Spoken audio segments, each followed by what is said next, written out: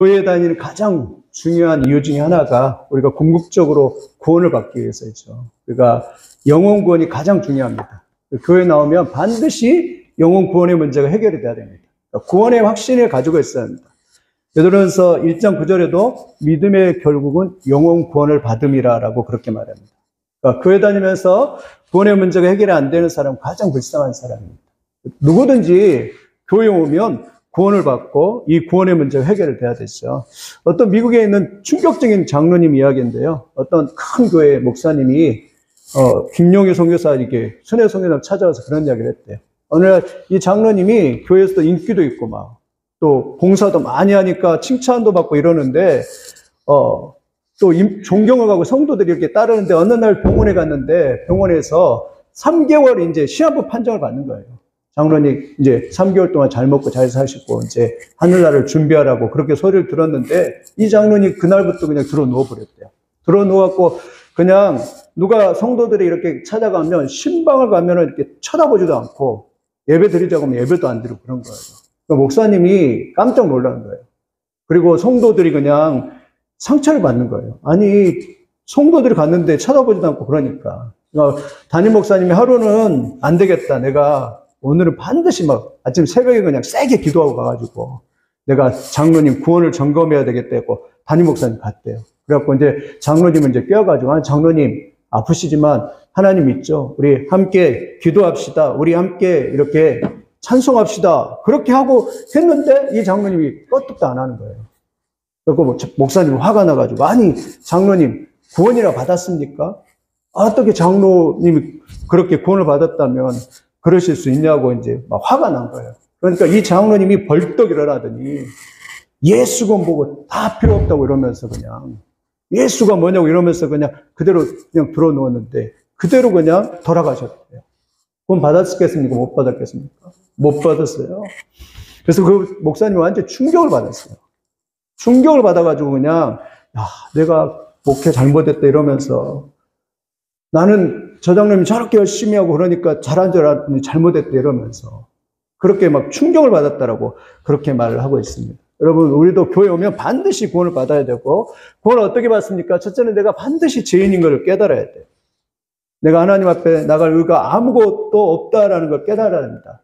로마서 3장 10절에 기록된 바 의인은 없나니 하나도 없으면 말하죠. 우리는 하나님 앞에 나갈 의가 아무것도 없어요. 모든 사람은 다 죄인입니다. 로마서 3장 23절은 모든 사람이 죄를 범하였으면 하나님의 영광에 이르지 못하더니라고 그렇게 말씀을 하고 있죠. 우리는 하나님의 영광에 이를 수 없습니다. 하나님의 의를 도달할 수 없습니다. 칼빈이 말을 했습니다. 그래서 우리는 죄의 공장이라고, 죄의 덩어리라고. 여러분 우리 자신들 보면 알잖아요. 저도 보면 알잖아요. 우리 일주일 동안 생활할 때 뭐예요? 죄 짓고 살잖아요. 맨날. 죄의 덩어리, 죄의 공장, 그게 우리의 존재예요. 우리는 제가 보니까 우리는 사실 걸어다니는 죄의 덩어리들입니다. 내 생각, 내 마음, 온전할 때가 어디 있겠습니까? 맨날 죄로 멍들고 맨날 이렇게 죄된 생각밖에 할 수 없는 게 우리의 연약한 모습이에요. 그러한 자기를 인정을 하는 것이 가장 중요합니다. 어떤 사람은 자기가 죄가 없다고 합니다. 죄를 깨닫지 못합니다. 절대 구원받을 수 없습니다. 어떤 사람도 내가 하나님 앞에 죄인한 것을 자각하지 않으면 구원을 받을 수 없습니다. 그래서 구원받은 사람 보면 이사야 같은 경우는 화로 다 나여 망하게 되었다면서 성전에 가서 하나님의 옷자락을 경험하고 나서 거기서 회개하고 자복한 일이 벌어졌죠. 그 다음에 베드로 같은 사도도 그 전에까지는 괜찮았어요. 예수님 만나기 전까지는 괜찮았어요. 그런데 예수님 만나고 나니까 딱 그 고백이 뭐냐면 주님 나를 떠나서서 나는 죄인으로서도 이렇게 고백하면서 막 주님 앞에 죄를 고백하고 있습니다. 사도 바울은 이렇게 말해요. 나는 죄인 중에 괴수라. 여러분 이렇게 고백할 수 있어요. 나는 죄인 중에 괴수라. 막 자기를 치면서 야 나는 죄인 중에 괴수라 하면서 막 눈물을 펑펑 흘리면서 막 나는 늘 죄인 중에 괴수여서 말도 못하고 그냥 늘 부족한 사람 같고 하나님 앞에 입도 뻥끗 못하는 그런 사도 바울의 그런 모습을 볼 수 있습니다. 여러분 우리 첫 번째 해야 될 일은 우리가 죄를 자각하고 내가 죄인인 것을 인정하고 깨달아야 돼요. 하나님 앞에서 하나님과 절대적인 관계 속에서 그러한 죄인된 자기의 모습을 깨닫고 하나님 앞에 그 다음에 나가야 돼요.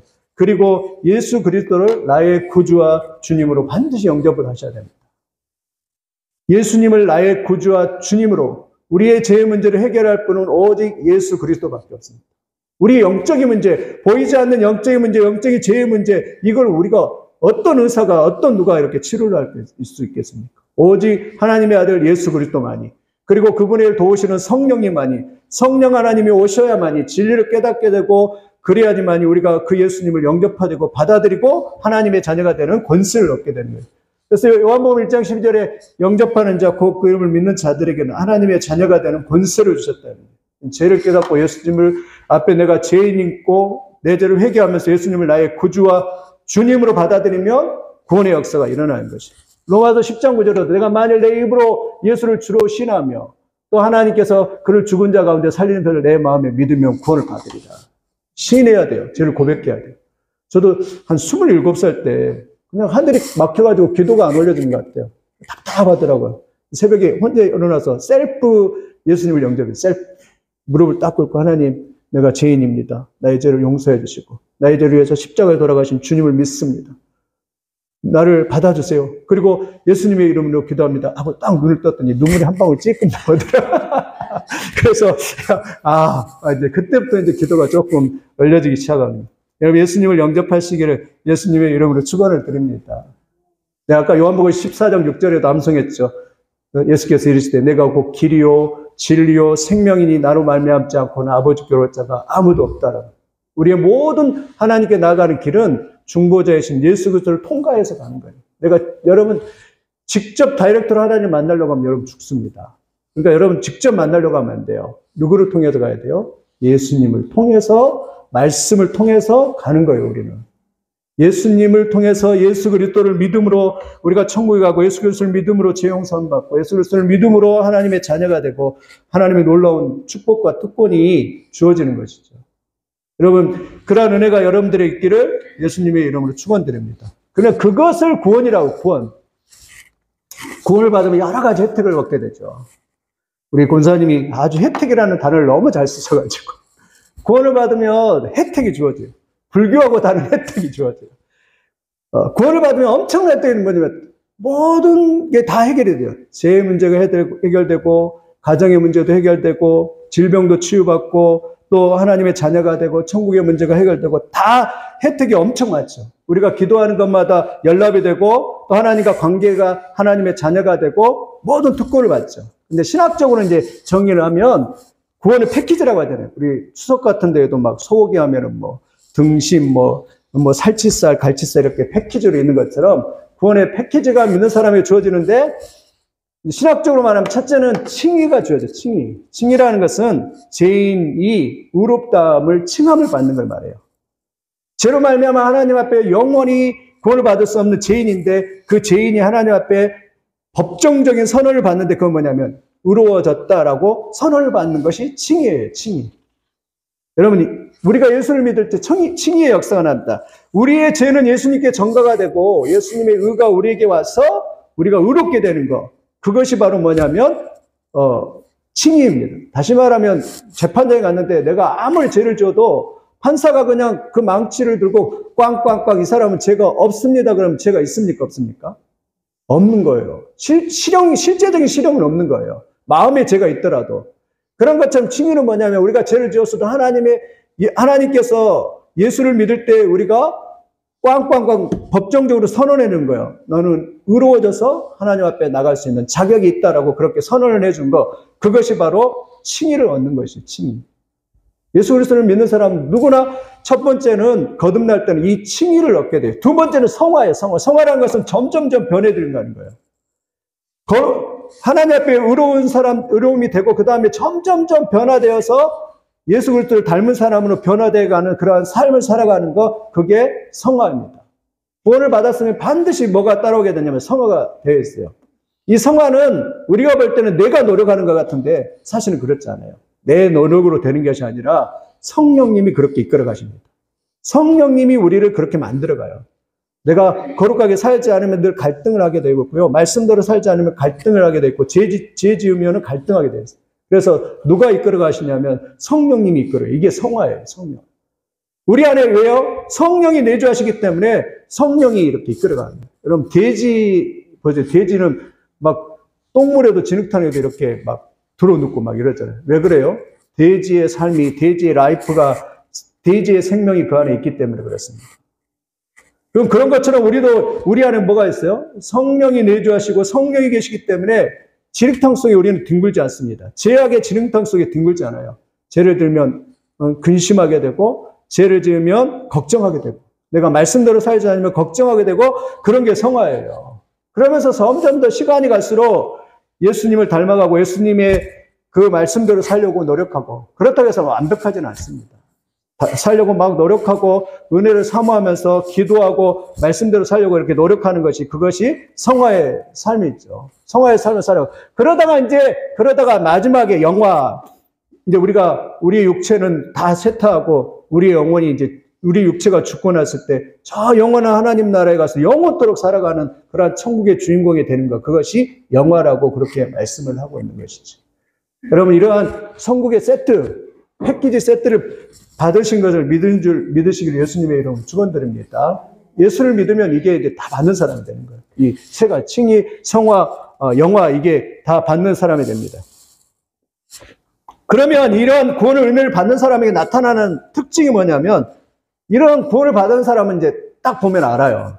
어떤 특징이 있냐면, 구원받은 사람은 첫째는 하나님의 말씀을 사모하게 되어 있어요. 하나님을 사모하게 돼서 하나님을 사모하고 예수님을 사랑하고 하나님의 말씀을 사모해요. 왜? 하나님의 말씀이 하나님이기 때문이에요. 하나님의 말씀이 하나님이기 때문에 하나님을 사랑해요. 구원받은 사람은 그래서 하나님의 말씀을 사모합니다. 여기 베드로전서 2장 그랬잖아요. 갓난 아이들 같이 순전하고 신령한 젖을 사모하라. 이는 그로 말미암아 너희로 구원을 이루도록 자라게 하려 함이니라 라고 그렇게 말씀을 하고 있어요. 그래서 구원받은 사람은요, 하나님의 말씀을 사모합니다. 여기서 보면 욥이 왜 어떻게 그 고난을 이겼을까 보니까 23장에 보면 이런 말을 합니다. 일정한 음식보다 하나님의 말씀을 사모하였나이다 라고 그렇게 말을 해요.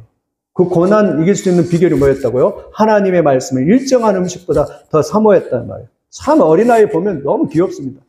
태어나서 한 게 아무것도 없어요. 맨날 엄마 젖 먹고 젖 먹다가 그냥 똥 싸고 그 기저귀 가는 거예요. 예전에는 저도 우리 아들 이렇게 할 때 보면 천 기저귀였거든. 천 기저귀.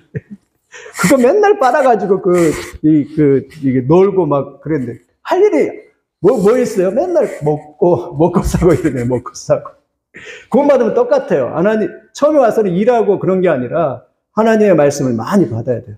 그러니까 하나님의 은혜를 많이 받으면 그러면서 이렇게 성장하게 되어 있어요. 그래서 목회자도 마찬가지입니다. 하나님의 말씀을, 신령한 말씀을 많이 증거해서 성도들이 하나님의 말씀을, 순전한 말씀을 받아 먹어서 성장하도록 만드는 게, 그게 목회자 역할이죠. 여러분도 마찬가지로 와서 자꾸 일도 하는 것도 중요하지만 그것이 아니라 하나님의 말씀을 받고 그 말씀을 통해서 이렇게 계속 성장하는 그러한 노력들을 이렇게 교회에서 이렇게 해야 되는 것이죠. 여러분, 이러한 사모함이 일어나기를 바랍니다. 사모함은 좋은 것입니다. 저도 어떨 때는 일부러 사모함을 만들려고 하는데 이게 잘 안 돼요. 기도할 때도 억지로 소리 빽빽 지르면서 사모함을 만들자고 했잖아요. 이건 성령의 은혜입니다. 여러분, 이러한 사모함을 가지기를 예수님의 이름으로 축원드립니다. 공부도 마찬가지입니다. 아이들 공부하는 것도 사모함을 가져야 돼요. 내가 잘해서 열심히 해서 성공해야 되겠다. 내가 열심히 해서 잘해야 되겠다. 하나님의 말씀대로 해서 주의 뜻을 이루는 사람이 되겠다. 사모함이 있어야지 그런 공부 잘하죠. 사모함 없으면 공부 못합니다. 맨날 게임하게 되고 그러게 그냥 유혹이 있으면 그냥 달려가 버려요. 근데 사모함이 있으면 이걸 잘할 수 있는 그러한 사람이 되는 것이에요. 그래서 구원받은 사람은요, 되게 사모하게 되는 거예요. 하나님을 사모하게 되고 또 하나님을 알아가기를 사모하게 되고 주님을 사모하는 특징이 나타나요. 두 번째로 구원받은 사람은요, 모이기를 힘씁니다.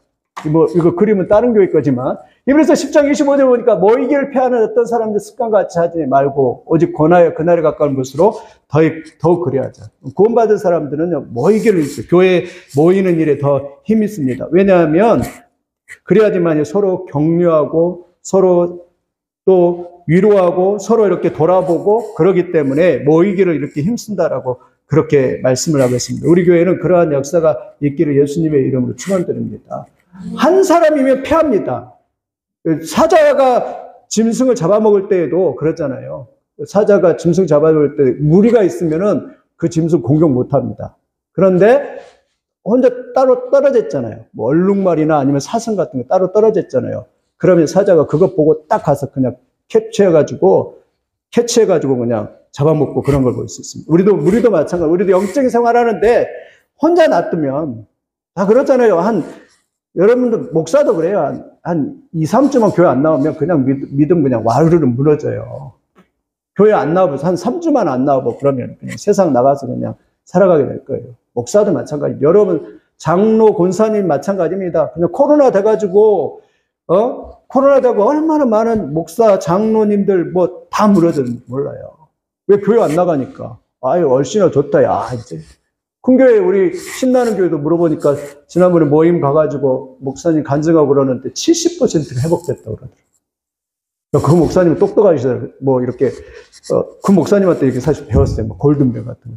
왜 안 떨어지게 하려고 막 어떻게 하든 교회 모이게 하려고 막 그렇게 하셨다고 그래요. 그래서 막 기도원에 300영사를 만들어서 막 기도회를 돌리고 그래서 교회에 와서 1시간씩 기도하는 운동도 하고 300명을 막 모집하기도 하고 그렇게 해가지고 했는데도 70%까지 회복되는데도 나머지는 30%를 교회를 안 온대요.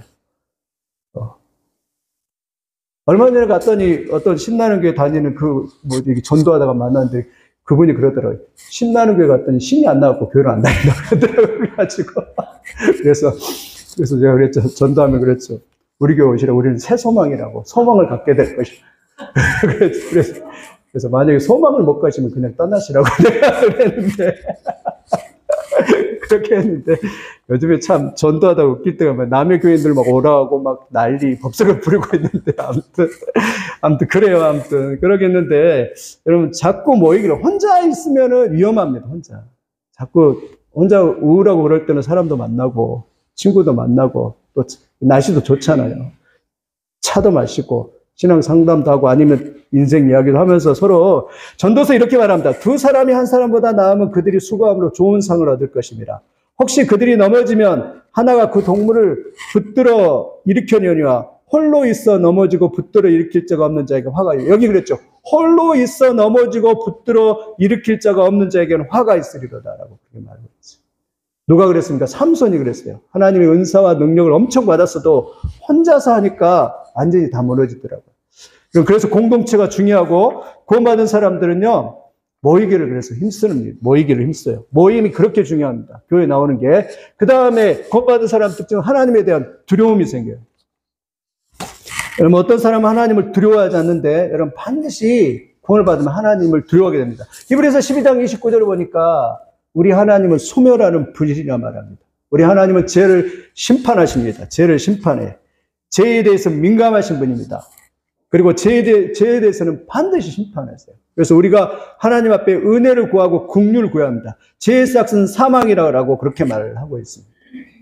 엊그저께도 이 너목보 이렇게 TV를 잠깐 보는데 그러더라고요. 심판이 참 무섭다는 생각이 들어요. 젊은 한 20몇 살 청년인데 그 청년이 노래도 잘하고 그러는데 대장암 4개 걸렸더라고요.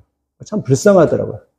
그 전에 몰랐어요. 그런데 그 사람이 노래를 하는데 여기 있는 사람들이 전부 눈물을 다 흘리는 거예요. 저도 막 안타깝다 이런 생각이 들더라고요. 근데 전부 눈물을 흘리더라고요. 왜냐하면 그 청년이 이제 대장암 4개인데 1년밖에 못 산다는 시한부 판정을 받으니까 얼마나 사람들이 안타까울까 하겠어요. 그래가지고 막 전부 막 눈물을 흘리고. 근데 다행히도 이제 한 4년 이렇게 지났더라고요. 은혜를 이렇게 봤는데 야, 참 심판이 참 무섭다. 젊은 사람들 이렇게 하나님의 그 심판 때문에 그렇게 대장암 사이가 돼서 이렇게 가고 막 그런 일들이 있는데 여러분 우리도 겸손해야 되고 긍휼을 구하는 은혜가 있기를 예수님의 이름으로 축원드립니다. 근데 저는 그 장면을 보면서 웃기는 게 야, 사람들은 다른 사람들이 대장 걸려서 죽을 것에 눈물 흘리는데 자기들 나중에 끝에 가서 심판이 있다는 것을 과연 알까 이런 생각이 들더라고요. 자기들 그 심판을. 야, 사람이 그래요, 참. 남이 그것이 이제, 대장 걸리면 죽으면 어떻게 하지? 그렇게 생각하면서 내가 죽는다는 것은 전혀 상관하지 못하는 것이 사람인 거예요. 그래서, 그런 생각을 했는데, 여러분, 하나님을 두려워하는 그러한 역사가 있기를 예수님의 이름으로 축원드립니다. 하나님을 두려워하고, 하나님을 경외하고, 혹시나 내가 하나님의 그 은혜에서 떨어질까? 혹시나 내가 하나님의 그 사랑을 받지 못할까? 아니면 내가 하나님께 범죄해서 하나님의 뜻 가운데 살지 못해서 내가 그 은혜에서 이렇게 떨어지는 자가 되면 얼마나 불행할까를 생각하면서 겸손히 하나님의 말씀대로 이렇게 살기 위해서 힘쓰는 그러한 역사가 있기를 예수님의 이름으로 축원드립니다. 죄에 대해서 두려움을 느끼고 성령 충만하면요, 민감해져요. 더 이렇게 민감해져요. 내가 더 민감해지고 예수님을 알아가면 알수록 더 민감해져요. 하나님에 대해서. 그래서 여러분, 죄를 깨달아, 죄에 두려움 없는 사람은 담대합니다. 담대할지 모르지만 홈리아 비나스가 그랬잖아요. 죄의 무게를 못 느껴다가 나중에 담대하게 죄짓다가 그냥 하나님의 심판을 받아서 이렇게 죽었던 걸 이렇게 볼 수가 있는데, 구원받은 사람들이 이런 하나님에 대한 두려움이 생깁니다. 죄를 못 느낀 것은 영혼이 죽었기 때문에 그래요. 영혼이 죽었기 때문에. 교회 와서도 하나님을 두려워하지 않고 하나님을, 제가 엊그저께 지난번에 이야기했잖아요. 어떤 목사님이 예배 드리는데 목사를 예배 드리는데 그냥 목회자를 그냥 넥타이를 끌고 그냥 이렇게 끌어내려가지고 세상에 그래가지고 엄청나게 제가 충격을 받은. 저도 그랬죠. 지난번에 와서 뺨을 쳐버렸다고. 누가 뺨을 친다고. 근데 그분 일주일 있다가 교통사고 나가셨잖아요. 그리고 목사 예배 드리는데 목사의 넥타이를 끌고 왔던 이 사람은요, 일주일 있다 죽었어요. 일주일 있다 죽어가지고 그 자식들요 다 불행하게 됐어요. 자식들이. 저도 그걸 이제 그 다른 목사님을 통해서 들었어요. 근데 그 모습을 보면서 어떤 장로님이 그걸 깨달았대요. 그렇게 하면 안 되겠구나. 그러고 나서 목사님을 잘 대접했는데요.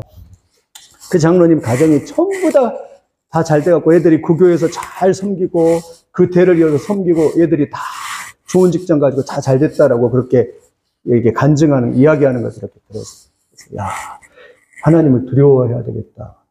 이런 생각을 하게 됐는데, 여러분, 하나님을 경홀히 여기지 않고 하나님을 두려워하시기를 예수님의 이름으로 축원을 드립니다. 두려움이 있어야 됩니다. 네 번째는요, 이렇게 죽은 사람은 두려움이 없어요. 여러분, 죄의 짐을 우리는 느끼잖아요. 어떤 불신자가 그랬대요. 목사님, 아니, 죄의 짐이 왔는데 죄의 짐이 50kg입니까? 100kg입니까? 그러니까 목사님 대변했대요. 여기 죽은 사람이 있는데, 죽은 사람한테 쌀가마니를 가져 얹어놓으면 느낍니까? 못 느낍니까? 못 느끼듯이 영혼이 죽어있는 사람들은 죄를 못 느낀다, 두려움을 못 느낀다라고 그렇게 말을 했다고 하는데, 여러분, 두려움을 느끼는 것은 좋은 것입니다. 성령 충만하면 죄의식을 느끼고 더 민감해져요. 더. 그러게 돼 있어요. 그 다음에 이제 구원받은 사람은 영혼의 자유를 얻습니다. 구원받은 사람은 영혼이 이제 자유롭게 돼요. 죄와 사망의 법에서 해방되었기 때문에 마귀의 종이 되었던, 죄의 종이 되었던 것에 노임을 뱉기 때문에 자유롭게 되는 것입니다. 사실 예수를 믿고 나면 사실 다 자유함을 누려야 돼요. 강박관념, 우울증, 그 다음에 율법에서도 자유, 죽음의 두려움에서도 자유, 그리고 모든 묶임들에서 사실 또 질병에서 자유함을 다 느껴야 됩니다. 그러게 되기를 예수님의 이름으로 축원드립니다. 믿는 사람들은 모든 묶임에서 탁 자유하게 되는 거예요. 왜 그랬잖아요. 이는 그리스도 예수 안에 생명의 성령의 법이 죄와 사망의 법에서 너를 자유케 하였느니라 말이에요. 그러니까 우리는 그전에는 사망의 법이 우리를 묶고 있었어요. 마귀의 권속 아래, 죄의 권속 아래 사망의 법이 묶고 있었는데, 우리가 예수 그리스도를 믿는 순간 이 사망의 법에서 이쪽으로 다 옮겨버렸어요. 이 성령의 법 안에 옮겨버렸어요. 그래서 성령의 나라에 살기 때문에 성령의 법에 저촉을 받고 성령의 다스림을 받는 사람이 딱 되어버렸어요.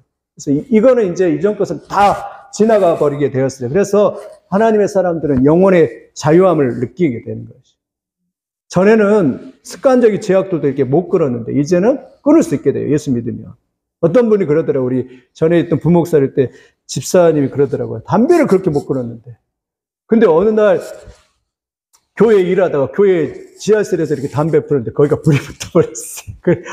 그래갖고 이제 바로 끄긴 껐는데 그때 자기가 깨달았대요.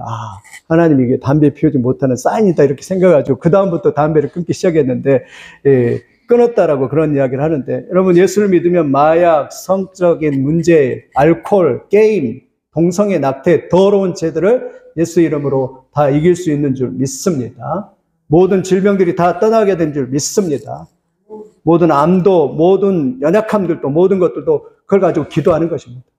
물론 어떨 때는 막 즉시 떠나지는 않더라도 꾸준하게 믿음을 가지고서 이렇게 기도할 때 이러한 자유함을 놓이는 그러한 놀라운 능력의 역사가 나타날 줄 믿습니다. 그래서 영혼의 자유함도 누려야 되고 육체적인 자유함도 누려야 되고 정신적인 자유함도 누려야 되고 예수 안에서 이렇게 건강해야 되는 놀라운 은혜를 누리는 성도들이 다 되시기를 예수님의 이름으로 축원을 드립니다. 아멘.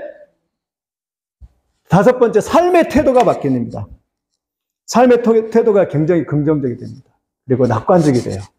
예, 전에는 소망이 없었는데 삶에 소망이 넘쳐요. 아, 살만하다. 우리 어르신들 살아보니까 그러잖아요. 가면 갈수록 더 좋은 일이 생기잖아요. 오래 사시길 예수님의 이름으로 축원드립니다. 네, 가면 갈수록 진짜 좋은 일이 생긴 것 같아요. 예, 젊었을 때는 막 살아야 되니까 막 힘들잖아요. 어렸을 때는 막. 자기 힘으로 막 살려고 하니까 힘드는데, 근데 주님을 믿으니까 막 좀 내려놓게 되고, 편안하게 되고, 삶의 태도가 바뀌고, 가치관도 바뀌죠. 전에는 자기 중심이었는데 타인 중심으로 바뀌고, 저는 내가 우주의 중심이었는데 이제는 하나님의 중심으로 바뀌고, 가치관이 삶이 변화되는 점점 일어나죠. 저는 내가 내 일에 모든 것이 우선순위였는데 이제는 그 나라와 그가 되고, 저는 내 영광이 우선이었는데 이제는 하나님의 영광을 돌릴 수 있는 그러한 사람이 되었다라고 그렇게 말합니다. 구원받으면 바뀌게 되는 거예요. 아, 자기 중심에서 타인 중심으로 바뀌어요. 자기밖에 모르는 사람들이 다른 사람을 생각할 줄 아는 사람으로 바뀝니다. 다른 사람을 미워하던 사람이 사랑하게 되고, 부정적인 사람이 긍정적이 되고, 그런 바뀌는 삶의 태도가 가치관이 바뀌게 돼요. 근데 예수 믿었는데 여전히 남을 지적하고 있고, 남을 정죄하고 있고, 남을 미워하고 있다? 그건 믿는 게 아니에요. 아직 성령이 덜 역사하고 있는 거예요. 근데 예수님을 믿으면 바뀌게 되는 거예요. 왜냐하면 내 죄를 깨달으니까 나 같은 죄를 용서하신 그 주님이 나를 사랑하셨는데 나보다 더 한 사람이 있어도 왜 못 받겠습니까? 그러니까 삶의 태도가 이렇게 전혀 다른 사람으로 예수 믿으면 바뀌는, 재물을 대하는 태도도 바꾸고 사람을 대하는 태도도 바꾸고 부모나 어른을 대하는 태도가 바뀌고 모든 삶의 질서가 규모있게 되는 바뀌는 역사가 이렇게 예수 믿으면 일어나게 되는 것입니다. 그게 일어나야 돼요. 실제적으로 구원받으면. 그래서 여러분 삶의 태도가 이렇게 변화되는 그런 역사가 있기를 예수님의 이름으로 축원드립니다. 다 바뀝니다. 예수 믿으면, 충만히 믿으면 삶의 여유도 생기고 기쁨도 생기고 다른 것들을 수용할 수 있고 받아들일 수 있고, 좀 누가 실수하면 아 그럴 수도 있지, 다 예수 그리스도 안에서 죄인이고 나도 죄인인데 이러면서 예수님은 저 죄 없는 자가 돌로 치라고 해까지 했는데 우리가 다 죄인인데 저럴 수도 있지 이러면서 수용할 수 있는 그런 사람으로 이렇게 다 변화되는 그런 놀라운 축복의 삶의 태도가 이렇게 바뀌게 되는 거예요. 그리고 주님과 동행하게 되고, 주님과 이렇게 손잡고 에녹처럼 300년 동안 동행하듯이 동행하게 되고, 이런 삶의 태도가 전혀 다른 사람을 이렇게 구원을 받으면 바뀌는 그런 역사예요. 그 다음에 여섯 번째는요, 바른 교회를 찾습니다. 이제 말세의 가장 중요한 것은 이제 교회를 찾는 것입니다. 진리가 바로 선포되는 것이에요. 말씀이 바로 선포되는 교회. 우리 아이들도 저도 우리 모세가 이제 고3 되고 이제 대학교 가니까 벌써 제 마음속에 약간 불안한 마음이 있어요. 왜냐하면 이젠 헤어져야 할 시간, 우리는 헤어져야 할 시간이 이렇게 점점 다가오구나, 이런 생각이 드는데, 집에서 주구장창 있으면 좋긴 하겠지만, 그런 생각을 하면서 이제 이 시대에 정말 중요한 것은 교회를 잘 선택하여서 교회를 잘 고르는 문제예요. 정말 하나님의 말씀이 선포되고, 천국의 소망이 선포되고, 예수님의 재림이 선포되고, 구원의 역사가 선포되고, 진리가 진리대로 선포되고, 성경을 성경대로 가르치는 그런 교회들이 선포되고, 예를 들면 병 고치는 것만 너무 강조하는 교회, 정치만 너무 강조하는 교회, 귀신을 쫓는 것만 강조하고 헌금을 너무 많이 강조하면서 성공한다고 가르치는 그런 교회입니다. 다 세상적인 교회.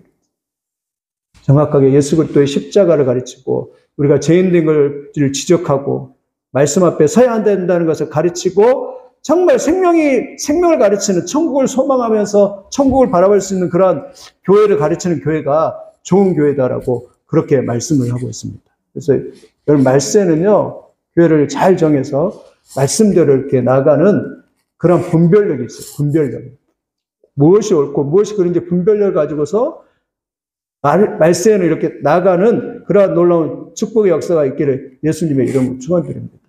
장로교라고 또 감리교회라고 아니면 또 다 보면 이단들도 다 장로교 간판 달아놓고요. 다 그렇게 하고 있어요. 신천지는 다 막 장로교 간판 달아놓고 있어요.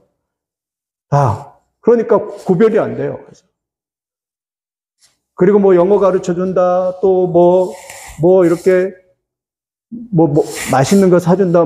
좋은 거 다 그렇게 하는데도 딱 가보면 막 나중에 잘못된 교리를 가르치고 말씀에 잘못된 걸 가르치고 있어요. 그럴 때 여러분이 정확하게 말씀을 알아서 분별의 잣대로 정확하게 하나님의 말씀을 분별하지 않으면 그냥 쑥 빠져들어요. 누군가 나한테 잘해주면 쑥 빠져들어가고 또 누군가 나를 끌고 가면 쑥 빠져들어요. 왜? 말씀에 분별이 없으니까.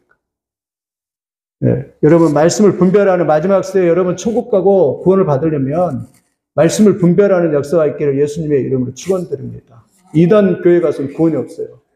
물론 정통이라도 마찬가지입니다. 정통이라도 우리도 마찬가지. 저도 그래도 깨어 있으려고 노력을 합니다. 이곳에 와서 여러분 기도하는 것은 여러분이 구원을 받고 하나님의 임재를 경험하고 성령을 경험하고 주님 오실 재림하실 때 다 이렇게 들림받아서 하나님 앞에 나아가는 그런 축복을 경험하는 여러분이 될 수 있기를 예수님의 이름으로 축원드립니다. 그러니까 그것을 위해서 기도를 해주셔야 돼요.